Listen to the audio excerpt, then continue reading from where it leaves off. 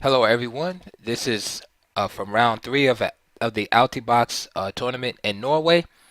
Magnus Carlsen with the white pieces, Levon Aronian with the black pieces. And it's been a long time since I made a chess video, but I was inspired by this game that took place today. So let's take a look at it. So E4 was played by Magnus, E5 by Aronian, knight of 3, knight c6, and we end up in a Ruy Lopez. Of course, Aronian is a known martial defense specialist. My knock against being a martial defense specialist is that the player with the white pieces can dictate whether you get into a martial or not. So all of that preparation is often a waste of time. But if you have time, as a professional grandmaster would, then you can study the intricacies of the martial attack. It is a fun attack to play as black, but most grandmasters simply just play anti-martial systems. It's funny too also to note, speaking of the martial, is that Garry Kasparov, I believe in his whole entire career, never allowed a martial attack um, when playing the white pieces. So that's just one of those things to think of when you're preparing. Anyway, we end up in a Berlin defense here of the knight f6, as opposed to the traditional a6, of course. Castles from Carlsen, and now knight takes e4. Principled response, rook e1, and Magnus avoids the Berlin Wall that Endgame made so famous by Vladimir Kramnik against Garry Kasparov in their World Championship match. And you could just look that up, the Berlin Wall and that Endgame, which has been played over thousands and thousands of times by now. But Magnus, sticking true to form, avoids the Berlin Wall and opts to keep the queens on the board, and that's the most important difference in the Berlin Wall. We go into this queenless middle game position. However, Magnus keeps the queens on the board. So knight d6, and this line is supposed to be quite harmless also, but with Magnus, we should have learned by now that nothing is harmless, even the simplest lines. He just finds ways to find play in the position. Knight takes e5, and of course, the price that black has to pay for grabbing the e-pawn so early in the game is that his king comes under a little bit of pressure, and his knight is somewhat misplaced on d6. And what you'll see is that white will try to use these themes in order to mount up a superior position or sometimes an attack against the black position.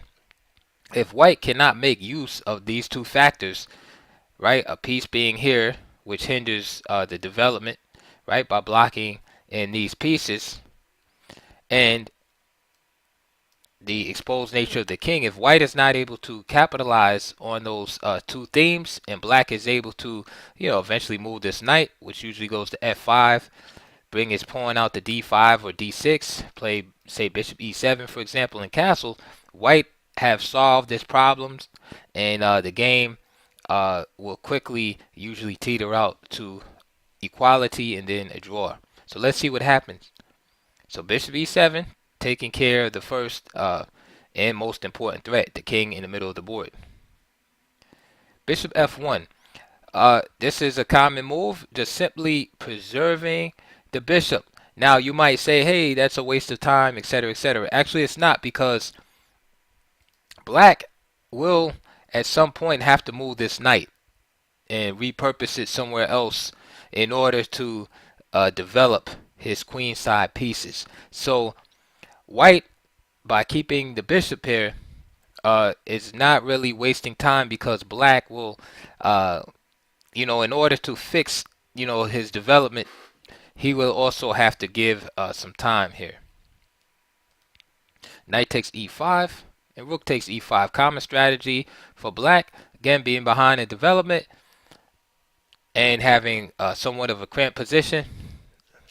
classical strategy is to simply trade off pieces, and this is what um, Aronian is doing, just simply trying to you know uh, spoil the position somewhat, right? Take all of the fireworks out of the position or the possibilities of the fireworks. So we can see here, Black has taken care of the king situation, it's castled, and now he just has to deal with this situation. If he's able to do that successfully, he should be out of hot water.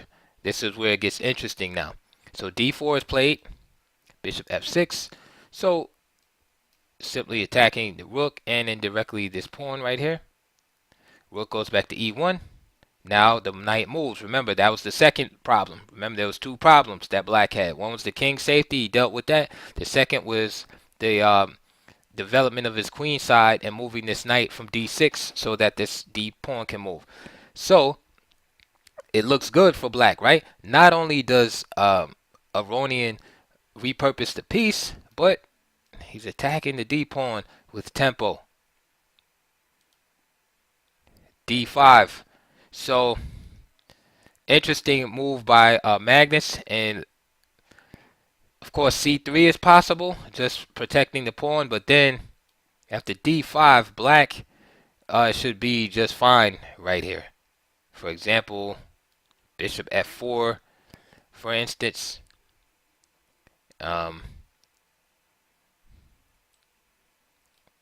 This bishop could even come to e6 at this point. Maybe you play b6 first.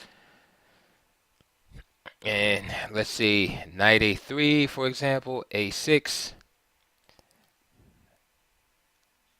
bishop d3, and black, it's just a simple line, but Black seems just to be fine here after, say, a move like c3. It gives Black just enough time. Now the position, there's still play here. For instance, if Black tries to play moves like c5, for instance, the game could get very interesting. But Black doesn't have to play in an enterprising manner at all. Okay, he could, for instance, just play a move like bishop e6, leave that pawn alone for now.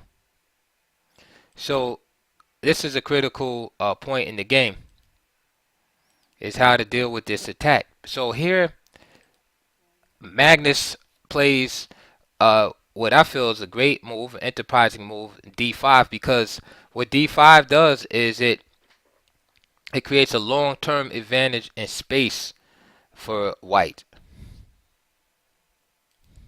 So rook e8, again, the policy for Black, trading down pieces, right? Trying to make sure that there's no potential for fireworks. And Magnus obliges. Now, the thing that's interesting with Magnus just willingly trading pieces also is that he has a very small advantage. It's just a space advantage. I mean, the pawn structure is symmetrical. All right. The development is pretty much equal. White's advantage is space, and that's pretty much it. And he's, even after trading this rook, he loses control over the e file after queen e8. Queen d3. Now he gains time against this knight here, and also is planning on attacking these pawns over here on the queen side. Now d6. So remember, I was telling you about Black's two problems. Now the second problem is solved, but in that he was able to move this knight out of the way and play his pawn, from d7 finally. But now he kind of has another problem in dealing with White's spatial advantage. And the main problem is that, and a similar problem comes up in Dutch defense, things like that, is this pawn of d5 has a lot of hindering properties. For instance, we can all see the obvious thing where the bishop can't come to e6 because it would be captured. Like, pieces can't land on e6 or c6. We see that. But the hidden properties here, for example, it's very difficult for black to say play moves like c6 or c5 at some point. In other words, to mobilize these pawns without, say en passant coming and black ending up with some type of isolated pawn structure or some type of weakness being created on the queen side. It becomes very annoying and problematic. So black is faced with either I take on this weakness and then am forced to play dynamically, which is a psychological blow because black doesn't really want to play dynamically. Black is just trying to calm everything down the whole game, and then all of a sudden to be forced in the position where he has to play dynamically is a hard pill to have to swallow. The other choice is basically let the pawn stay there on d5 and experience this cramp as white slowly just ramps up the pressure in the position. Knight d2 was played. Bishop g5, again opting for more trade. So after this knight moves, Aronian wants to trade bishops. This brings the rook to c1. Now, it's not that much of a big deal, but the rook eventually will go here and take over the e file. So perhaps Aronian was a little bit too hasty in trying to trade this bishop off. Perhaps, maybe even just coming back here, keeping the pieces on, and then forcing forcing white to make a choice about this, what to do with this pawn, say after bishop d2, for example. So bishop takes c1, rook takes c1, bishop d7, and now a no-brainer move by Carlsen. He just takes over the e-file. So the little counterplay on the e-file that black had, now he loses that. So now white will use this e-file again to increase his attack over here on the queen side.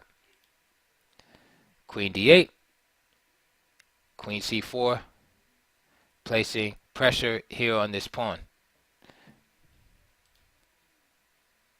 g6, and now what I want you to focus on is that for the rest of the game, this knight that once was on d6, this knight has difficulty finding a purpose in the game. And here you see Aronian is trying to make some kind of repositioning of his pieces. Perhaps a knight coming back here, maybe bring this bishop out, try to trade it off at some point if this bishop comes to d3. He really never is able to find a job for this knight, and his moves become laborious. And Carlsen demonstrates good technique against, basically someone that kind of is wasting time in the position.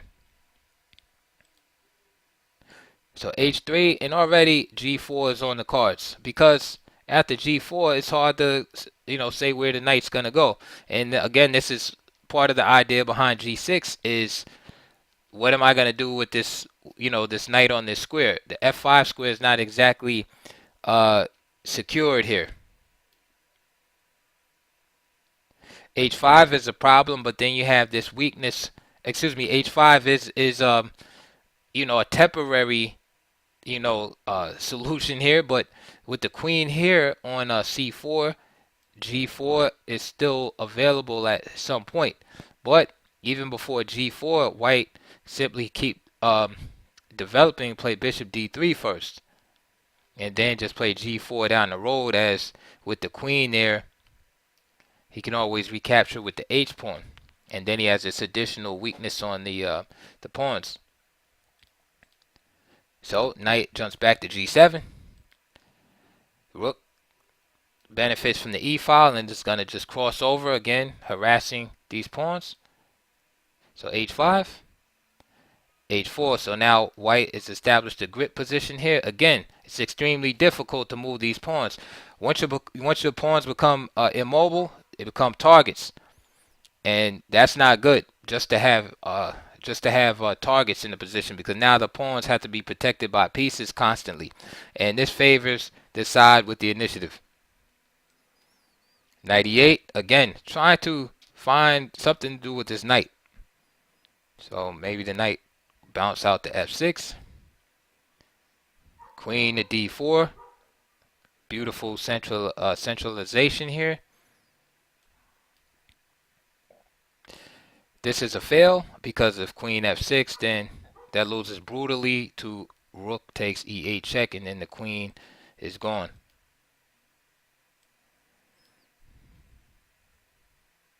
If knight f6, then bishop d3 or something like that is playable. However, Aronian plays knight g7 again, and I mean, again, what to do? I mean, it's kind of gimmicky because Carlsen just simply stops there with g4, c6. Now, this is what I was telling you about. So finally, Aronian said, hey, I got to break out of this bind. I got to get out of this. He plays c6, but now look at the weakness created on d5 immediately. Isolated pawn. And that's the problem. When that pawn comes to d5, there's a lot of potential energy there that's waiting to be unleashed. c4. Now Aronian moves the knight again. Again, he has no real prospects in the position. I mean, perhaps c5, just trying to keep everything locked up over here is best, but then queen f4, attacking here on the dark squares. And again, his pieces are totally without prospect. His knight is bad, bishop is bad, and the rook is bad, queen is bad. All the cards are in black's favor. Excuse me, white's favor. c4 is played, so knight e8, just going back. Queen f4 anyway. And again, the same idea. If queen tries to come here, then the queen will be lost. So now Aronian comes here, and now he can perhaps work on trying to trade queens or something like that. Again, attack on the weakness over here. Rook b8. Real simple chess, double attack. And he's just stressing the black position out. This is not what Aronian signed up for. And again, just like in the classic chess manuals, when you have a lot of pressure on the position won't break. You start attacking one weakness, then the other weakness, and then eventually your opponent would not be able to defend everything due to the lack of mobility in the position. Magnus skillfully uses the third rank, switches back over, and now you have all this pressure against the knight on f6 and the pawn behind it on f7. h6, and this kind of is a blunder because again the weakness back here on f7. The best move probably was just to try to play c takes, and maybe a move like queen e7, adding more stability to f7. But then of course rook e3, driving the queen away from the protection of d6. Queen takes d6, and black is close to being busted there. Instead, in the game, h6 was played. Looks reasonable. Aronian was short of time. At this juncture, he had about 2 minutes and 20 something seconds, and Carlsen had 34 minutes. So 94 tactical blow. So now you have 3 pieces all on this knight right here. And what to do? There's really no adequate defense here in this situation. Captures the knight, and of course if queen takes e4, then we have a new game. White is still better, but black, can possibly survive here. However, another simple combination: queen takes f7, king h8, and queen takes g6, threatening to take this pawn right here. Also threatening to capture the knight, and threatening to checkmate in short order. For a move like knight g5, for instance, of course, just queen takes h6, king g8, the rook comes up, and with the threat of checkmate, the Queen will eventually have to sacrifice itself. So this is the reason why Aronian resigned after Queen takes G6. So a 31 move demolition by Magnus Carlsen. He's really showing that he's like in a different level than the other grandmasters, at least in this tournament. I mean, his game against Fabiano Caruana was an absolute gem, and this game also was beautiful in its simplicity. And I don't want to mention Bobby Fischer because everybody mentions Bobby Fischer, but it does remind me of Bobby Fischer. Real simple game. Like if you look at the combinations, I mean, anybody can see these combinations that has some chess experience, and he just made it look all so simple. So I hope you enjoyed that video, and I'll be making some more soon. And please subscribe, like, comment, and also check my links below. Okay, I'll see you guys soon.